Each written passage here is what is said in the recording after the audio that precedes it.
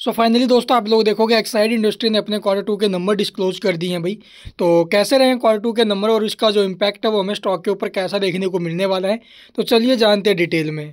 तो यहाँ पर हम डिस्कस करने वाले हैं इसके जो कंसोलिडेटेड स्टेटमेंट्स है इसको लेकर, all figure in rupees crore में दिया गया डाटा भी। ठीक है, यहाँ पर आपको क्वार्टर एंडेड और ये आपको 6 मंथ एंडेड डाटा देखने को मिलेगा। अगर बात की जाए टोटल इनकम की या फिर टोटल रिवेन्यू, तो करंट क्वार्टर में जो टोटल इनकम हमें देखने को मिल रही है वो अभी 4,490 करोड़ की, जो प्रीवियस में 4,452 करोड़ थी, और प्रीवियस ईयर के सेम क्वार्टर में आप लोग देखोगे 4,408 करोड़ है।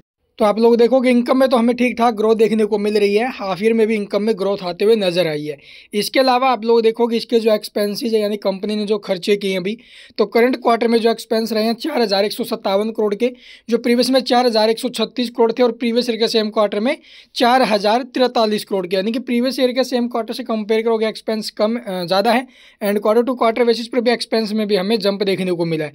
बट अब की बार जो रिवेन्यू वो एक्सपेंस है क्या भाई, फिर से ज़्यादा ही है, मतलब कंपनी ने फिर से प्रॉफिट ही बनाया है। तो प्रॉफिट कितना, चलिए देखते हैं भी। Net profit for the period या फिर आफ्टर टैक्स की अगर हम बात करें तो अब की बार कंपनी ने 233 करोड़ का प्रॉफिट बनाया है, जो प्रीवियस क्वार्टर में 220 करोड़ था, एंड प्रीवियस ईयर के सेम क्वार्टर में 217 करोड़ का प्रॉफिट था, यानी कि ईयर टू ईयर बेसिस पर प्रॉफिट्स में हमें डिक्लाइन देखने को मिला भाई।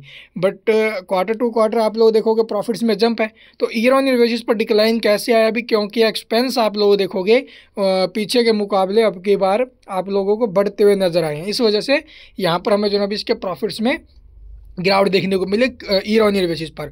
अर्निंग पर शेयर देखोगे ईपीएस ₹2.72, प्रीवियस में 2.59 था, और प्रीवियस ईयर के सेम क्वार्टर में 3.16। इसके अलावा आप लोग देखोगे भी इसके अंदर और क्या कुछ अपडेट्स रहे, ये एसेट्स वगैरह। एसेट्स तो आप लोग देखोगे भी पीछे के मुकाबले हमें इंक्रीज होते हुए नज़र आ रही है टोटल एसेट्स। और कंपनी के ऊपर डेट की अगर हम बात करें तो यहाँ से आप लोग देखोगे जो बोरोइंग है वो भी पीछे के मुकाबले हमें जो ना भी इंक्रीज होते हुए नज़र आ रही है, शॉर्ट टर्म में भी और लॉन्ग टर्म में भी। ठीक है, इसके अलावा आप लोग देखोगे ये कैश फ्लो स्टेटमेंट से इन्हें देख लेना वीडियो को पॉज करके। ये नोट्स दिए गए हैं भाई, इन्हें भी आप लोग डिटेल में पढ़ देना भी ड्यूरिंग द क्वार्टर और क्या कुछ हमें देखने को मिला है। तो यहाँ पर आपको ये रिवेन्यू फ्रॉम ऑपरेशंस है, ये किस प्रकार से ग्रो होते हुए नजर आए वो यहाँ पर आपको देखने मिलेगा हाफ ईयर, और ये क्यू ऑन क्यू बेसिस पर। ठीक है, और यहाँ पर ईबिटडा भी आप लोग देखोगे पीछे के मुकाबले जो ईबिटडा है वो हमें सेम देखने को मिल रहा है। प्रॉफिट बिफोर टैक्सेस पीछे के मुकाबले इंक्रीज हुआ है, एंड प्रॉफिट आफ्टर टैक्स ये भी पीछे के मुकाबले इंक्रीज होते हुए नज़र आ रहा है। और इसके अलावा ईपीएस अभी आप लोग देखोगे ये भी हमें जो अभी इंक्रीज होते हुए नज़र आ रहा है यहाँ पर। तो ये टोटल ये ईयर ऑन ईयर बेसिस पर हमें डाटा दिखाई दे रहा है भाई।